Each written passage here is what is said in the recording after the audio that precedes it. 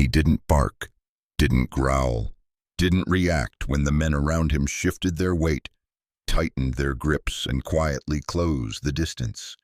Because when Navy SEALs surrounded that German shepherd, they expected obedience, they expected warning, they expected noise. What they didn't expect was judgment. The handler didn't raise his voice, didn't issue a command. He said only one thing: he doesn't wait for orders. And 2 seconds later, the cold concrete proved him right. Before we show you the silent move that froze an entire platoon, the training that rewrote how close quarters combat was understood, and the moment a single K-9 forced elite soldiers to question everything they believed about control and power, tell us where you're watching from. Then hit like, subscribe, and turn on notifications. Because this isn't just a story about a combat dog. It's about restraint over aggression, faith over fear, and the kind of silence that doesn't warn, it decides. Snow fell lightly over the Cascade Mountains, thin flakes drifting sideways in the cold wind, settling on cracked concrete and weather-scarred stone, as if trying to soften a place that had long forgotten mercy. The temporary training compound sat wedged between pine-covered ridgelines, its low buildings half buried in frost and memory.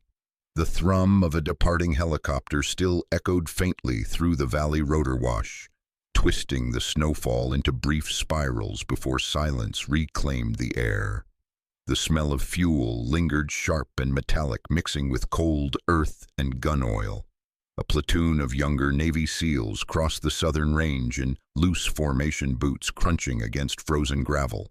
They had just finished a night rotation room clearing drills under blackout conditions, and the fatigue in their movements was tempered by relief.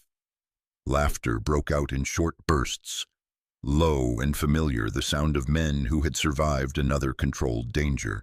Faces were red from cold and exertion, beards rimmed with frost, eyes sharp but relaxed now that the evaluation clock had stopped. Across the courtyard, separated by a strip of weathered concrete marked with faded boundary lines, stood a man who did not laugh. Ethan Crowley remained still at the edge of the compound, posture straight, but not rigid, shoulders broad beneath a plain winter jacket the color of wet ash. At 42, he carried the physical remnants of a long operational life, a body still powerful but etched with old injuries, a stiffness in his left knee that flared in cold weather, and a thin white scar running diagonally along his jaw where shrapnel had once kissed bone. His beard was trimmed short, dark with streaks of gray that had come early, and his hair was cut close, practical rather than ceremonial. His eyes, steel blue and watchful, rarely blinked, not out of aggression, but habit.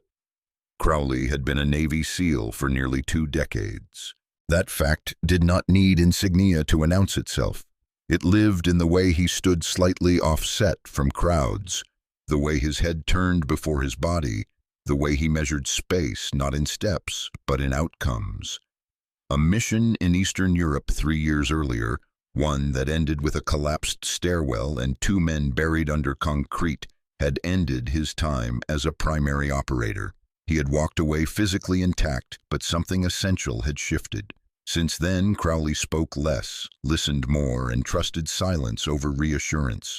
Beside him sat a German shepherd. The dog was 6 years old, large but not oversized. Its body compact and dense with controlled muscle. Its coat was a deep black along the spine, fading into dark tan along the legs and chest, fur thickened by winter but lying flat and disciplined against the body.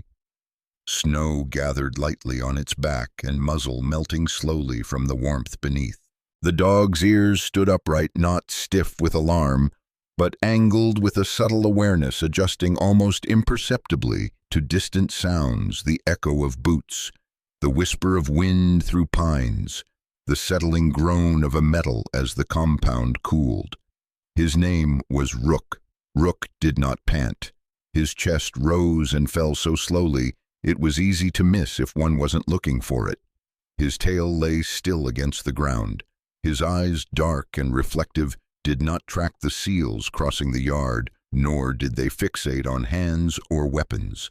Instead, they rested forward unfocused, to the casual observer as if the dog were staring through the space in front of him rather than at it. Crowley held the leash loosely in one gloved hand. It was a thick, woven lead, dark with use, looped once around his wrist. Not tight, not slack. The other hand rested near his jacket pocket, fingers relaxed. He did not check the time, he did not shift his weight. He did not speak. The contrast between the noise of the returning platoon and the absolute stillness of the man and dog was stark enough to draw attention. The first to notice was Mason Hale, a junior SEAL in his late 20s with a narrow build and quick grin, the kind of man who filled silence instinctively. He slowed his stride, nudging the teammate beside him. "You see that?" he murmured, nodding toward the far edge of the courtyard. Beside him walked Aaron Whitlock, older by a few years. Broader through the shoulders, his beard untrimmed from deployment. Whitlock followed the gesture and frowned slightly. "That dog hasn't moved since we landed," he said, "not even when the bird lifted." Hale squinted. "Is that canine support? Didn't see it on the brief." Whitlock shook his head. "Me neither." Their voices were low, casual, but curiosity crept in. Other heads turned. The laughter faded, not abruptly, but as if it had reached a natural stopping point. Men's slowed eyes drawn across the open space to the solitary figure standing with his dog in the falling snow. Crowley felt the shift before he saw it. He sensed a tension the way some men sensed weather, a pressure change in the air. He did not look back at them. He didn't need to. Rook adjusted his weight by less than an inch, redistributing pressure through his paws, body, aligning subtly with the new energy entering the space. Still seated, still silent. To the untrained eye, nothing changed. To Crowley, it was confirmation. A range officer passed through the courtyard, clipboard tucked under his arm boots, leaving shallow prints in the snow. He glanced at Crowley, and Rook offered a brief nod and continued on without comment. That nod was the closest thing Crowley had received to acknowledgement since arriving the previous evening. He preferred it that way. Crowley's thoughts drifted uninvited to the long road that had brought him here. He remembered the first time he had seen Rook, another base, another climate, the smell of dust instead of snow. The dog had been younger then, leaner eyes already too serious for his age. 3 handlers before Crowley, 3 voices lost. Each absence had left an imprint not of fear, but of acceleration. Rook did not hesitate anymore. He could not afford to. Crowley had not tried to fix that. He had simply learned to stand with it. Across the yard, Mason Hale let out a short breath. "That's unsettling," he said, attempting humor but failing to summon it fully. "Like a statue." Whitlock didn't respond right away. His gaze lingered on the dog. "Patrol dogs don't sit like that," he said finally. "Too quiet." Hale shrugged. "Maybe he's trained to hold. Evaluation thing." Whitlock's eyes narrowed slightly. "Or maybe he's trained for something else." At the edge of the courtyard, snow continued to fall, softening edges, muting sound. Crowley remained where he was, breath slow, heartbeat steady. He felt no need to announce himself, no urge to correct assumptions forming across the space. The dog beside him was calm, not because he was obedient, but because he was certain. The silence around them thickened, no longer empty, but weighted, and without a single word spoken, that silence began to draw a line through the compound, one that others would soon feel, even if they could not yet see it. The snow eased without ceremony, thinning into nothing as the clouds lifted, just enough to let a hard, colorless light spill across the compound. It was the kind of light that erased softness, flattening shadows, and making every movement look deliberate, exposed. The temperature remained low, but the silence felt sharper now, no longer muffled by falling snow. The SEALs moved closer, not as a unit, not in formation, but instinctively, the way men accustomed to danger closed distance when curiosity outweighed caution. Boots scraped against frozen concrete, gear shifted softly. Their posture was relaxed, yet alert, the practiced ease of professionals who trusted their strength, their speed, and their experience. They had worked with dogs before: patrol dogs, detection dogs, explosive sniffers, animals trained to bark, to pull, to signal, dogs that reacted, dogs that reassured humans by doing something visible. Rook did none of that. He did not track their hands even as fingers flexed unconsciously near rifles slung across chests. He did not follow their eyes as gazes locked onto him from different angles. When one of them stepped closer, boots crunching deliberately loud against the concrete, Rook did not growl, did not shift his ears forward, did not lift his head higher. He simply remained, still seated, still balanced, still breathing so slowly it seemed intentional. Ethan Crowley felt the pressure building before anyone spoke. It gathered like a tightening coil in the space between bodies, the subtle tension that came when trained men tested boundaries without admitting it. His grip on the leash did not change, but his shoulders settled a fraction lower, grounding himself. This was the moment he disliked most, the moment before explanation became necessary. Mason Hale stepped out slightly ahead of the others. Up close, he looked younger than he sounded, his face lean, nose slightly crooked from a healed break, eyes bright with curiosity rather than malice. So he said lightly, nodding toward Rook, "What's his job exactly?" Crowley didn't answer right away. Silence stretched. Hale's smile faltered, not from offense, but from uncertainty. People weren't used to being ignored this completely. Aaron Whitlock joined Hale, stopping a few feet back. Whitlock's build was heavier, his beard rough and uneven, his expression thoughtful rather than challenging. He studied Rook the way he might study unfamiliar terrain. "He's not even watching us," Whitlock murmured. "That's different." Crowley finally spoke, his voice roughened by cold and years of disuse in casual conversation. "He's watching what matters." Hale blinked. "Which is pressure," Crowley said. "Breath, weight shifts." Hale laughed, once short and incredulous. "You're saying he ignores hands and eyes." "I'm saying hands and eyes lie," Crowley replied. That answer drew more attention than Crowley intended. A few of the SEALs exchanged glances.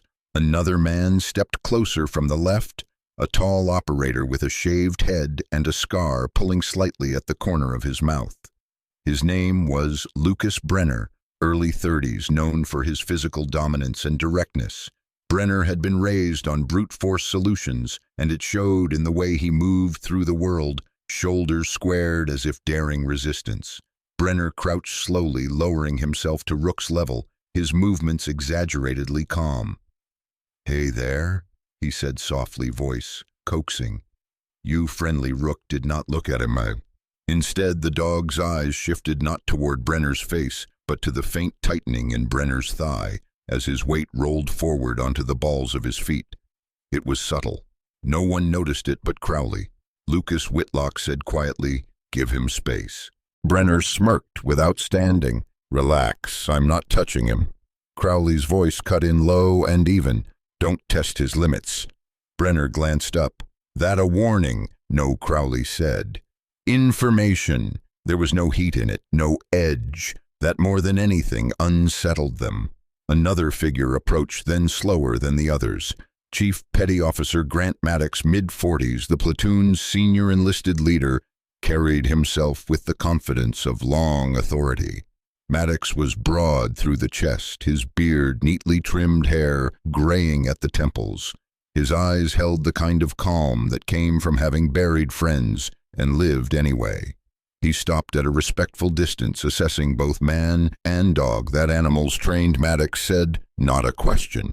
"Yes," Crowley replied. "Not standard patrol training." "No." Maddox studied Rook for another long moment. "He looks like he's waiting." Crowley nodded once. "He always is." Brenner rose back to his feet, dusting frost from his gloves. "Waiting for what?" "For certainty," Crowley said. The word hung there vague and unsettling. The SEALs shifted subtly, forming a loose half-circle without realizing it. No one had ordered them to do so. It was instinct containment without aggression, the kind of shape men made when they believed control came from positioning. Rook's posture changed by degrees too small to measure, his spine aligned slightly more forward, his weight redistributed evenly across all four paws. Still seated, still silent. Crowley felt the familiar tightening in his chest, the echo of memories he kept carefully locked away.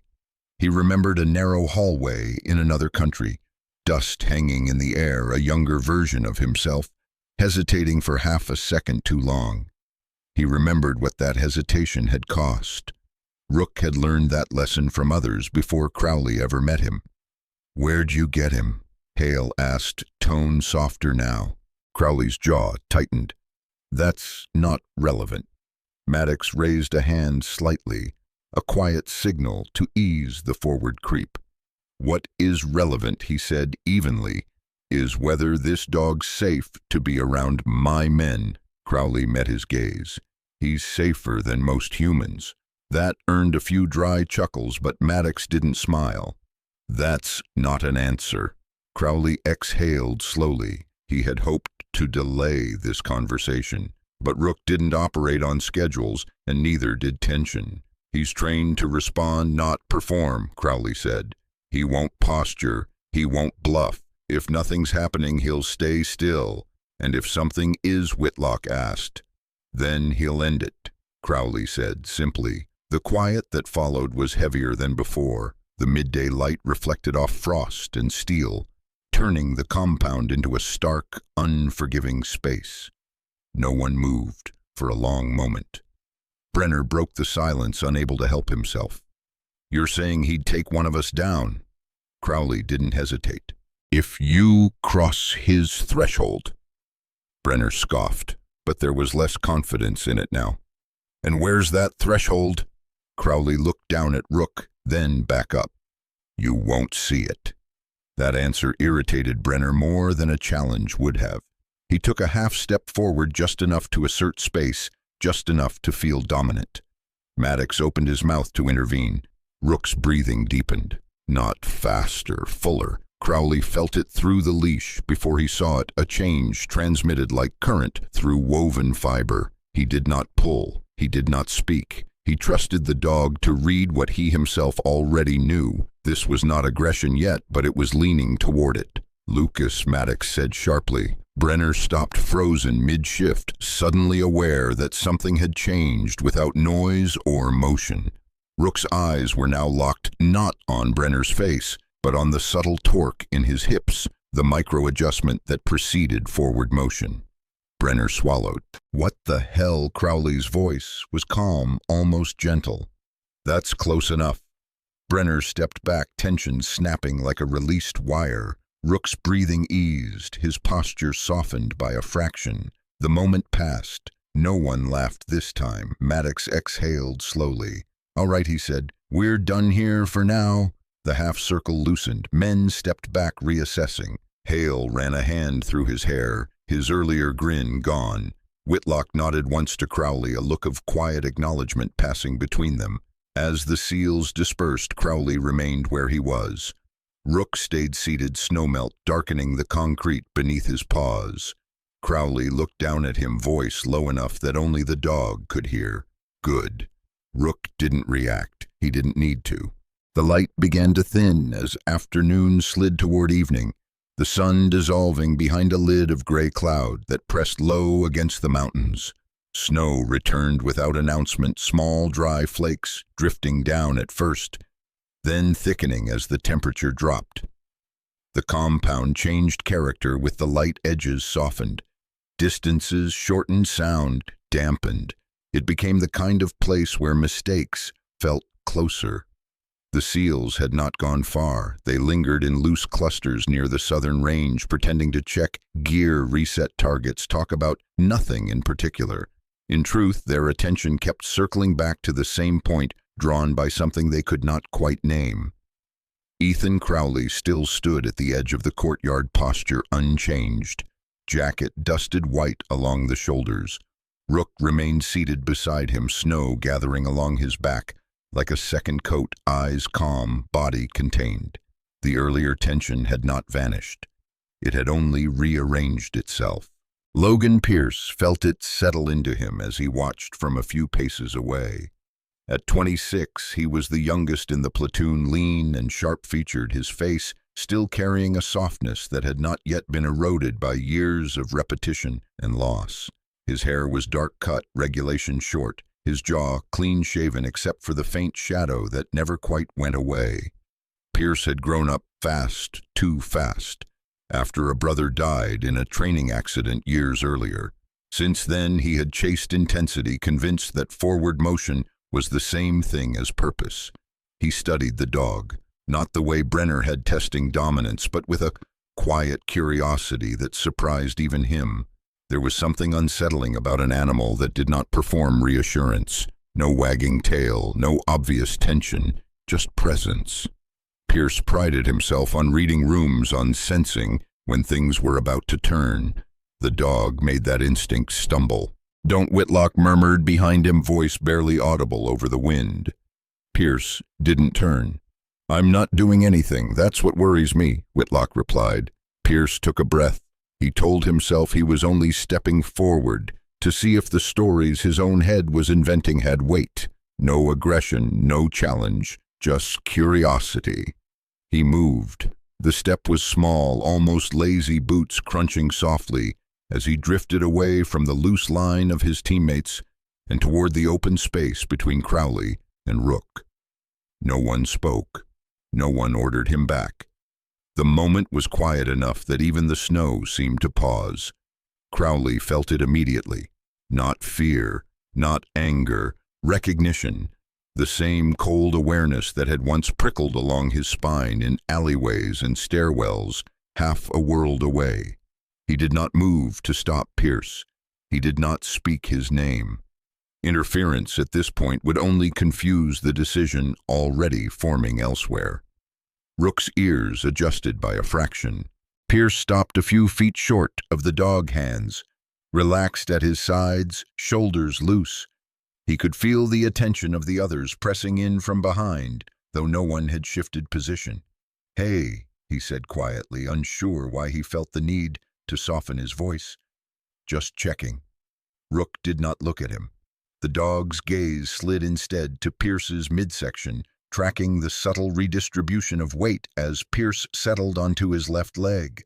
It was a movement too small to register consciously, the kind that happened 1,000 times a day. But Rook noticed. His breathing deepened, a controlled expansion that pulled air down into his chest. His muscles did not coil, they aligned. Crowley felt the change through the leash, the same way a man feels a boat adjust to current. He did nothing. Pierce shifted again, a half step closer, not crossing anything he could see. That was the problem. There were no markers here, no tape, no cones, no visible boundary to warn him back. Only space and the assumption that space belonged to whoever filled it first. Rook moved. Not forward, not with speed meant to impress. He moved sideways in a clean, efficient arc, cutting across Pierce's center line before Pierce's brain could register the decision to react. The contact was controlled, almost surgical. Rook's shoulder struck Pierce's thigh as his body weight rotated, leveraging balance rather than force. Pierce's foot slid on frozen concrete. His center collapsed. He hit the ground hard enough to knock the breath from his lungs. Before Pierce could roll or brace, Rook was there, not on top of him, not biting, but pressing in with precise distribution of weight. 4 paws grounded, chest angled across Pierce's torso, pinning movement without crushing it. Rook's muzzle hovered near Pierce's ribs, close enough that Pierce could feel the warmth of breath through layers of fabric. No growl, no bark, just pressure. Pierce froze. Instinct screamed at him to fight, to twist, to reach. His right hand twitched toward his sidearm, out of habit, not intent. Rook adjusted instantly, shifting weight to counter the motion, muzzle dipping a fraction lower. A sound vibrated through Pierce's chest, then so low it barely qualified as noise, a resonance more than a warning. It was not anger, it was information. The yard went utterly silent. Snow continued to fall, flakes landing on Pierce's eyelashes, melting as his breath came in sharp bursts. He could hear his own heartbeat, loud and uneven. Around him the seals stood frozen, caught between reflex and restraint. Maddox had taken one step forward and stopped, jaw clenched, arms tense at his sides. Crowley waited one full second. "Rook," he said calmly. The dog did not look at him. Crowley waited another heartbeat, measuring Pierce's stillness, the absence of escalation. Then, and only then, he spoke again. "Release." Rook disengaged with the same economy he had used to engage. He stepped back, pressure lifting, cleanly, body flowing into a seated position beside Crowley, as if nothing had happened. His breathing slowed almost immediately. Snow dusted his muzzle. His eyes returned to neutral, watching nothing and everything at once. Pierce lay on his back, staring up at the gray sky, lungs burning. He blinked, trying to orient himself to the absence of force. Hands appeared in his peripheral vision, Whitlock's steady, and offered without judgment. "You good?" Whitlock asked quietly. Pierce nodded once, then again finding his voice. "Yeah," he said hoarsely. "Yeah." Crowley stepped forward, not hurried, and extended a hand. Pierce took it, pulling himself upright. There was no embarrassment in his expression, only shock and a dawning clarity. His ribs ached where Rook's weight had pressed, not injured, but reminded. "I didn't even." Pierce began, then stopped. He shook his head slowly. "I didn't see it coming." Crowley nodded. "You weren't meant to." Maddox cleared his throat, the sound sharp in the quiet. "All right," he said. "Everyone stand down." No one needed to be told twice. The seals stepped back, space reforming around Crowley and Rook, with a new geometry, less assumption, more respect. Brenner's face was pale beneath his beard. Hale had gone completely still, eyes fixed on the dog with something like awe. Pierce rubbed his chest, breath finally evening out. He looked at Rook, then at Crowley. "He could have hurt me." "Yes," Crowley said, "but he didn't." "No," Pierce swallowed. "Why?" Crowley considered the question. "Because you stopped." The snow thickened, softening the outlines of men and machines alike. Crowley returned to his original position, Rook seated at his side once more. Nothing about them suggested victory. There was no posturing, no satisfaction, just reset. The lesson, such as it was, did not need repetition. Snow thickened after sunset, falling in heavy, deliberate sheets that caught the glow of the compound's floodlights and turned the yard into a muted world of amber and white. The temperature dropped fast. Wind pressed against the outer walls, rattling loose metal and carrying the faint smell of pine and diesel through every crack. By the time the SEALs filed into the briefing building, the night had fully claimed the mountains. The meeting room was narrow and functional, built more for urgency than comfort. Concrete walls, exposed beams, a scarred metal table bolted to the floor. A single row of overhead lights cast a tired yellow glow that softened nothing. Wet boots left dark crescents on the floor as men took their seats. The earlier shock still lingering in the way they moved, quieter now, more deliberate. Ethan Crowley stood at the far end of the room, jacket, unzipped, hands resting loosely at his sides. Under the lights, the years showed more clearly on his face, the faint hollows beneath his eyes, the tightness at the corners of his mouth that never quite relaxed. He looked like a man who had once spoken often and learned slowly to stop. Rook lay at his feet.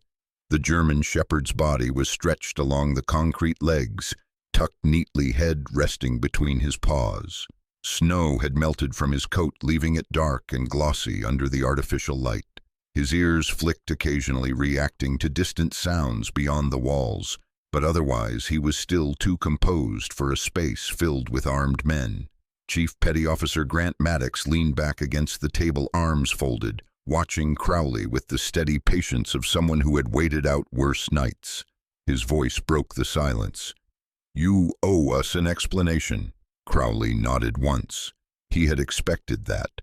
He glanced down at Rook, then back up at the room. Faces met his gaze. Whitlock's thoughtful calm, Hale's unsettled curiosity, Brenner's restrained irritation, Pierce's quiet intensity, now shaded with something like respect. "He's not command-driven," Crowley said. A few brows lifted. No one interrupted. "He doesn't respond to verbal cues the way most canines do, not in the moment that matters." Crowley's voice was low, steady, carrying without effort. "Rook reads precursors, breath patterns, foot pressure, postural shifts, hormonal changes, adrenaline, cortisol." Hale exhaled softly. "You're saying he smells stress?"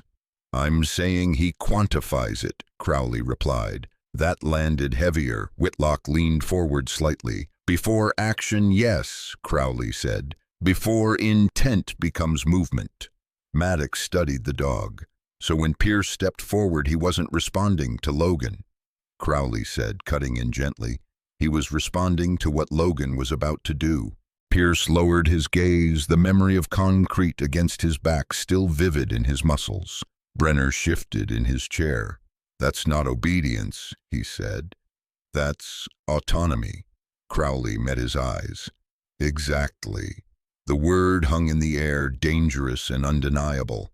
Maddox straightened. "Autonomy gets people killed." Sometimes Crowley agreed. So does hesitation. Silence followed, thicker than before. Outside, snow continued to hammer against the building, the sound dull and relentless. Maddox broke eye contact first. "Why you?" he asked. "Why is he with you?" Crowley looked away just briefly, as if checking something beyond the wall. When he spoke again, his voice was unchanged, but something beneath it had tightened. "Because I don't ask him to wait." No one pushed him to elaborate. He did anyway. "Rook had 3 handlers before me," Crowley said. "All operational, all competent. None of them made it home." Hale's face tightened. 3, Crowley nodded. "Different theaters, different circumstances. One bled out during exfil. One died clearing a stairwell. One was killed by a secondary blast after a breach." Pierce swallowed. Each time, Crowley continued, Rook did exactly what he was trained to do. He held position. He waited for commands that never came. The room was silent enough that the faint hum of the lights felt loud. When I met him, Crowley said he was already finished waiting. Brenner frowned. "So what, you retrained him?" "No," Crowley said. "I stopped retraining him." That drew a few looks. "I didn't try to teach him obedience," Crowley went on. "I taught him boundaries, thresholds, when to act, when not to." He paused. "And I taught myself not to interfere." Maddox's jaw tightened. "You're telling me this dog can make lethal decisions on his own?" Crowley didn't flinch. "He can make correct ones." Rook lifted his head, then eyes open but unfocused, as if registering the shift in tone rather than the words themselves. His breathing remained slow, even. Pierce finally spoke. His voice was quieter than usual. "He could have broken my ribs." "Yes," Crowley said, "but he didn't." "No, because I stopped," Pierce said slowly, understanding forming. "Because I froze." Crowley nodded. "Because you chose stillness." The room absorbed that. Another man stood near the wall, someone Crowley hadn't met yet. He was lean, early 40s, hair cropped, short skin weathered by years of exposure. His name patch read Evan Mercer. Mercer was a visiting operations analyst brought in to observe training protocols. His eyes were sharp, calculating, and his posture suggested a man used to reading outcomes rather than emotions. "That kind of conditioning doesn't happen in standard programs," Mercer said. "Where was he trained?" Crowley hesitated for the first time. Maddox noticed. "That question crosses lines." Crowley considered it. "Some," he said, "but you already crossed others." He exhaled. "Forward operating base outside Kingswell Province. Classified pilot unit." Rook wasn't assigned to teams. He was embedded with them. Mercer's eyes widened slightly. "Parallel asset. Yes," Crowley said. "Not backup, not support." Brenner shook his head. "That's insane." "War often is," Crowley replied. The snow outside intensified, wind howling briefly, before settling back into a steady hush. The lights flickered once, then steadied. Maddox rubbed a hand over his beard. "And when those handlers died, Rook kept moving," Crowley said. "Cleared corners, intercepted threats, no commands given." Pierce looked up sharply. He acted on his own. "Yes." Maddox closed his eyes for a moment, then opened them, and command signed off on that. "They didn't have a choice," Crowley said. "The footage was undeniable. He prevented escalation, saved lives." Still, Hale murmured, "That kind of independence terrifies people," Crowley finished, "because it can't be controlled." The room grew quiet again, not with disbelief this time, but contemplation. Rook shifted slightly, laying his head back down, content in the stillness. Crowley watched him, a familiar ache pressing behind his ribs. He remembered the first night Rook had slept near him, the dog positioned not for comfort, but coverage. Trust had come later, slow and deliberate. "He doesn't protect me," Crowley said, more softly now. "He protects the moment before collapse, the breath before panic, the step before violence." Maddox nodded slowly, and tonight Crowley met his gaze. Tonight he did his job. No one argued. Outside, the snow continued to fall, burying tracks, erasing evidence of the day. Inside the room, something had shifted, not loudly, not dramatically, but irrevocably. Rook opened one eye, then closed it again. He was waiting. The snow led the night to its end quietly. Somewhere between the last hours of darkness and the first suggestion of morning, the flakes thinned, then vanished, leaving the compound wrapped in a cold, breathless stillness.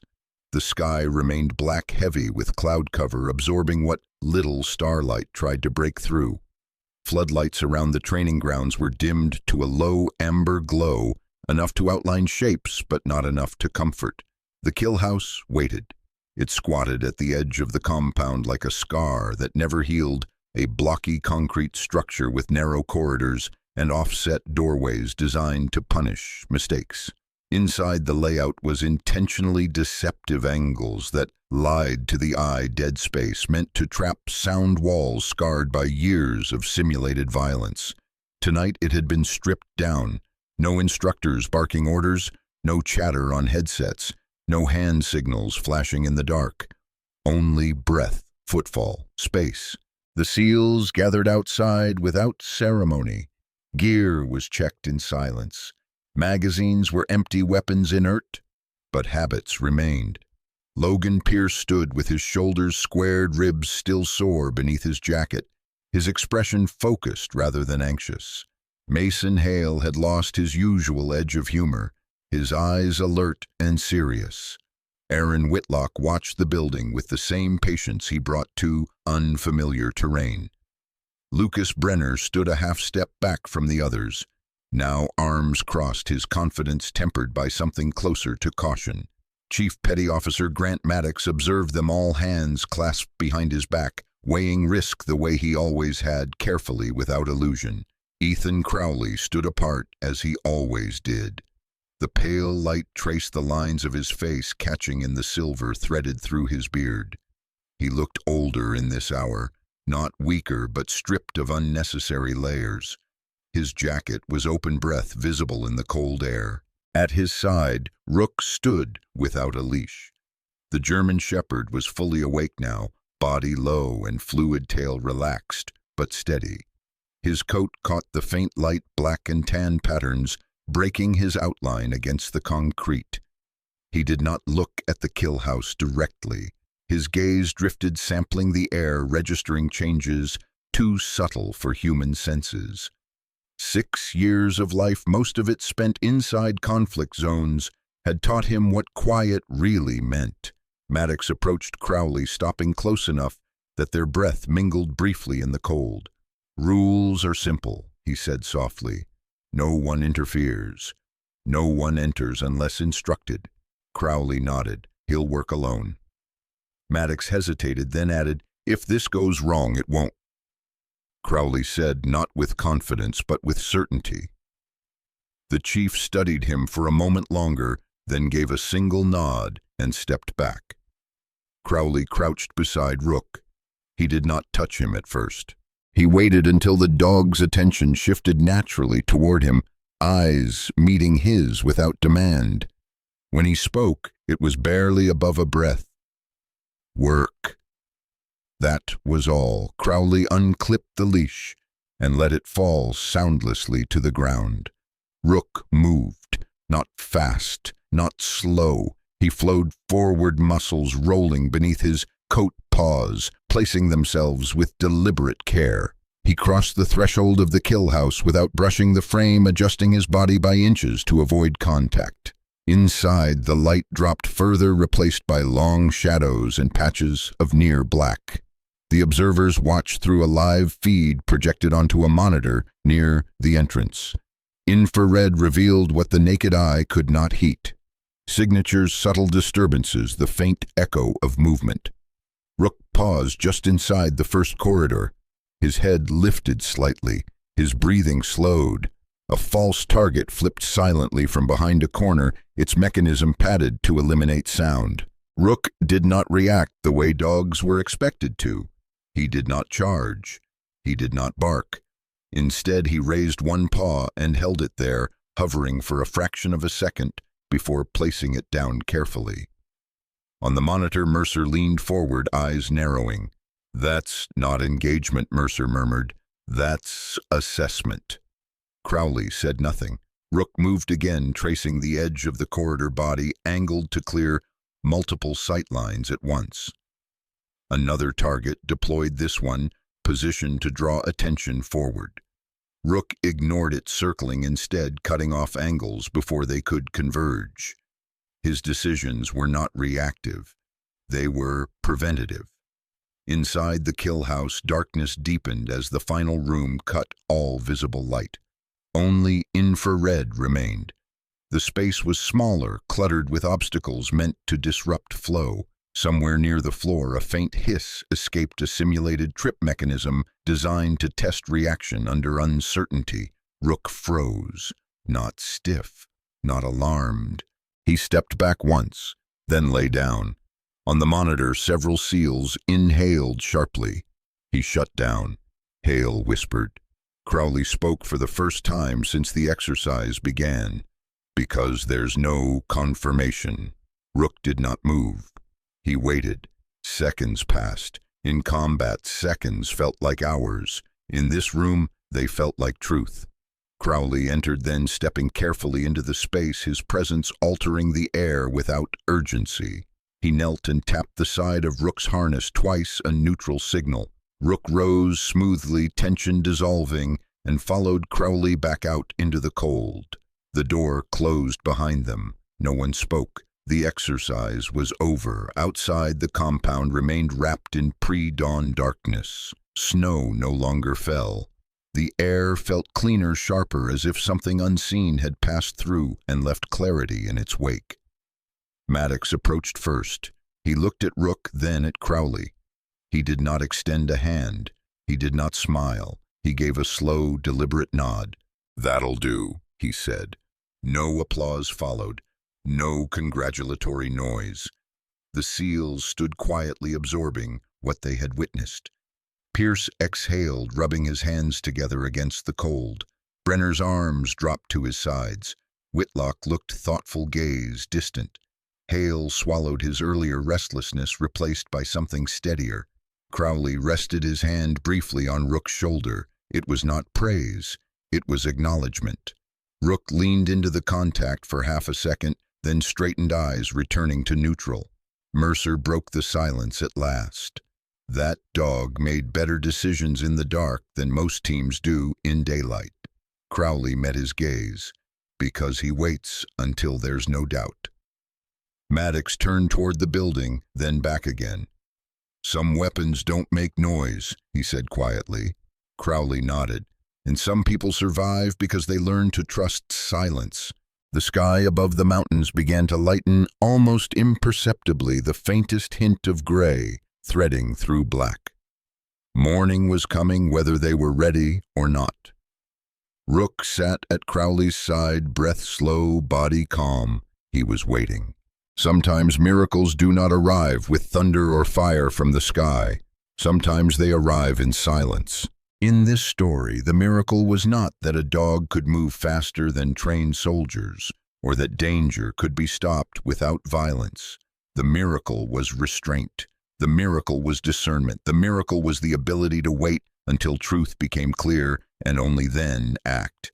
In the Bible, it is written that God often speaks not in the storm, not in the earthquake, but in a still small voice. Rook was that still voice. He did not bark because barking warns. He did not rush because rushing creates regret. He waited until there was no doubt. And in our daily lives, we are tested in the same way. We are surrounded by noise, by anger, by fear, by moments that push us to react before we understand. But what if faith asks something different of us? What if God's quiet guidance appears not in our strength, but in our patience? Not in our control, but in our trust. Like Ethan learned and like Rook lived, sometimes the greatest protection is not force, but wisdom. Not speaking, but listening. Not acting first, but acting right. But if this story touched your heart, may it remind you that you are never truly alone in the moments when you choose restraint over rage, kindness over pride, and faith over fear. Those choices matter more than we know. May God bless every person watching. May He protect your families, guide your decisions, and give you peace in moments of uncertainty. May He grant strength to those who feel tired and hope to those who feel forgotten. If this story moved you, please share it with someone who needs encouragement. Leave a comment and tell us what silence has taught you in your own life. And don't forget to subscribe to the channel so we can continue sharing stories of faith, loyalty, and quiet miracles together. May God watch over you, and may you always recognize His voice, even when it comes softly.